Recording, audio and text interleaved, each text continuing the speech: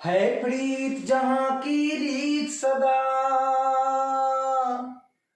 है प्रीत जहां की रीत सदा, मैं गीत वहां का गाता हूँ। भारत का रहने वाला हूँ, भारत की बात सुनाता हूँ।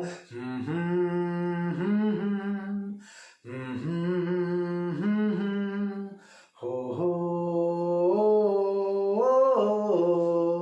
जय हिंद, वंदे मातरम। तो आज के इस वीडियो में स्वागत है आप सभी स्टूडेंट का। क्लास 10th के इस वीडियो में अपने स्टूडेंट का हार्दिक स्वागत है। इंटेलिजेंट मैथमेटिक्स चैनल पे आप अच्छे से मैथ सीख रहे हैं, ये हमको मालूम चल गया है। तो चलिए हम लोग एक्सरसाइज 1.1 का पहला क्वेश्चन देख चुके हैं, जिसमें यूक्लिड विभाजन प्रमेय का प्रयोग करके हम लोग दो संख्याओं का HCF ज्ञात करना सीखे थे, हाईएस्ट कॉमन फैक्टर HCF। आज सेकंड क्वेश्चन मैं देखूंगा इस वीडियो में। दर्शाइए कि कोई भी धनात्मक विषम पूर्णांक 6q+1, 6q+3 या 6q+5 के रूप का होता है, जहां q कोई पूर्णांक है। ठीक है, पूर्णांक का मतलब समझते हैं या नहीं? नहीं समझते हैं तो समझ लीजिए भैया। पूर्णांक का मतलब 0 पूर्णांक है, 1 पूर्णांक है, 2 पूर्णांक है, 3 पूर्णांक है, 4 पूर्णांक है और डॉट डॉट कर दीजिए, इसका कोई अंत नहीं है। अभी और पूर्णांक है, माइनस में आइए, -1 पूर्णांक है, -2 पूर्णांक है, डॉट डॉट कर दीजिए, इधर भी कोई अंत नहीं है। तो 0 के लेफ्ट में जितना पूर्णांक है उसको ऋण पूर्णांक कहा जाता है, और 0 के राइट साइड में जितना पूर्णांक है इसको धन पूर्णांक कहा जाता है। और 0 को न तो हम धन पूर्णांक में गिनती करते हैं और न ही ऋण पूर्णांक में गिनती करते हैं। तो अगर आपसे कोई पूछता है कि पूर्णांक को कितने भागों में बांटा गया है, तो जवाब है 3। पूर्णांक को कितने भागों में बांटा गया है? तो पूर्णांक को 3 भागों में बांटा गया स्टूडेंट। धन पूर्णांक 1 2 3 4 5 6 7, आगे भी ऋण पूर्णांक -1 -2 -3 -4 -5 -6, आगे भी, एंड 0। 3 पार्ट हो गया। तो ये धन पूर्णांक हो गया 1 2 3 4 5, ये -1 -2 -3 ऋण पूर्णांक। 0 is neither positive nor negative.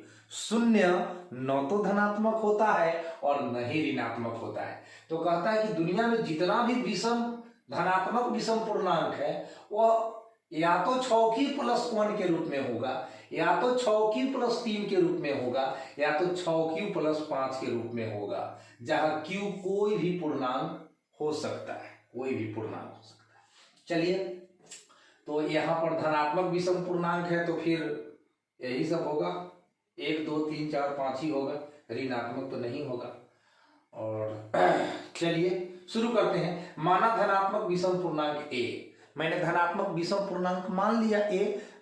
विषम पूर्णांक की कोई कमी नहीं है दुनिया में, है। 1 3 5 7 9 11 13 15 17 19 21 23 25 27 29 31, ये सब विषम पूर्णांक है। तो अब सबको लेकर तो हम नहीं समझेंगे। मान लिया धनात्मक विषम पूर्णांक a है और b बराबर आपको क्वेश्चन में 6 दे दिया है। देखिए 6q+1, तो b का वैल्यू 6 दे दिया है, 6q+3 6q+5, तो b का मान क्वेश्चन में 6 दे रखा है। अब यूक्लिड विभाजन प्रमेय क्या कहता है कि a बराबर bq+r, और जहां r जो है इसका वैल्यू b से ऑलवेज कम रहेगा, 0 हो सकता है r का मान, और नहीं तो 0 से ज्यादा होगा।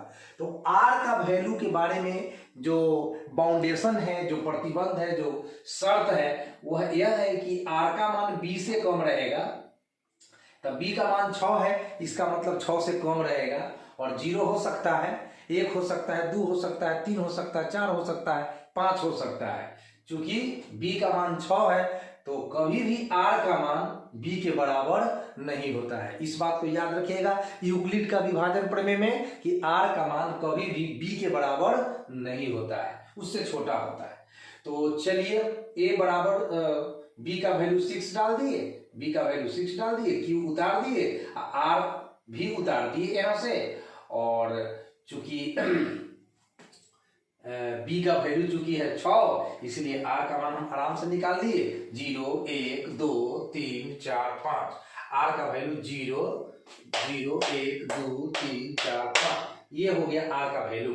चूंकि बी का मान 6 है तो 6 से कम ही रखना है, तो 5 तक हमने ले लिया। आर का मान 0 के बराबर हो सकता है तो 0 लेकर चले हम लोग। अब समीकरण 1 में आर का मान 0 रखे हम। आर का मान 1 2 3 4 5 6 वो है हमारे पास, आर के 6 वैल्यू है। 6 मान को बारी बारी से समीकरण 1 में हम लोग पुट करेंगे, रखेंगे, बैठाएंगे। तो समीकरण 1 में आर का मान 0 रखने पर, तो आर का मान हमने 0 रखा, तो आर का मान 0 रखा तो ये 6 क्यू बच गया। और 6 क्यू है ना, वो हमेशा आपका सम संख्या होगा। 6 क्यू, क्यू का मान आप 1 रखिए, तो 6 गुना 1 बराबर 6 सम संख्या। आप क्यू का मान 2 रखिए, 6 दुना 12 सम संख्या। 3 रखिए, 6 3 18 सम संख्या। क्यू का मान 10 रखिए, 6 दहाई 60 सम संख्या। यानी क्यू के जगह कोई सम संख्या, सम पूर्णांक रखिए या विषम पूर्णांक रखिए, इससे कोई फर्क नहीं पड़ेगा। लेकिन 6 क्यू का मान जब भी आएगा तो कोई सम संख्या ही आएगा। अब समीकरण 1 में आर का मान 1 रखते हैं, 0 तो रख दिए, अब 1 रखते हैं, तो आर का मान 1, ए बराबर 6q प्लस 1। अब 6q तो सम संख्या है, 6q तो सम संख्या है। आप किसी सम संख्या में 1 जोड़िएगा ना तो गारंटी के साथ वो विषम संख्या हो जाएगा। किसी भी सम संख्या में आप 1 जोड़िएगा तो वो विषम संख्या हो जाएगा। देख लीजिए जोड़ के, कुछ उदाहरण पेश करते हैं। 20 एक सम संख्या है, वो में 1 जोड़िए 21 हो गया, 21 विषम संख्या है। 50 एक सम संख्या है, उसमें 1 जोड़िए 51 हो गया, 51 एक विषम संख्या है।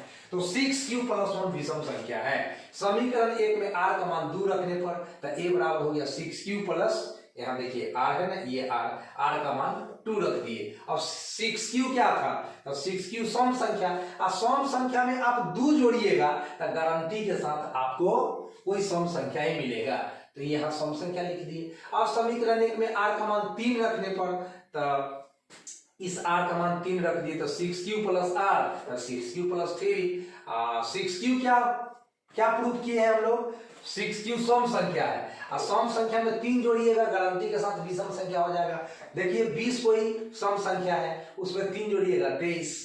36 सम संख्या है, 3 जोड़िए 39 विषम संख्या है। तो किसी सम संख्या में 3 जोड़िएगा तो विषम संख्या हो जाएगा। अब समीकरण 1 में r का मान 4 रखने पर, तो r का मान 4 रख दीजिए, 6q प्लस 4। और 6q क्या है, तो सम संख्या, और 6q सम संख्या है, इसमें 4 जोड़िएगा तो वो भी सम संख्या हो जाएगा। और समीकरण 1 में r का मान 5 रखने पर, तो a बराबर 6q प्लस 5, यह क्या हो गया, तो विषम संख्या हो गया। क्योंकि 6q क्या था, तो सम संख्या, और सम संख्या में 5 जोड़िएगा तो गारंटी के साथ क्या हो जाएगा, विषम संख्या। और स्पष्ट है कि कोई भी धनात्मक विषम पूर्णांक 6q प्लस 1, 6q प्लस 3 या 6q प्लस 5 के रूप का होता है, जहां q कोई पूर्णांक है। तो अब हम अगला वीडियो लेकर बहुत जल्द हाजिर होंगे। तब तक पढ़ते रहिए, हंसते रहिए और अपना ख्याल रखिए।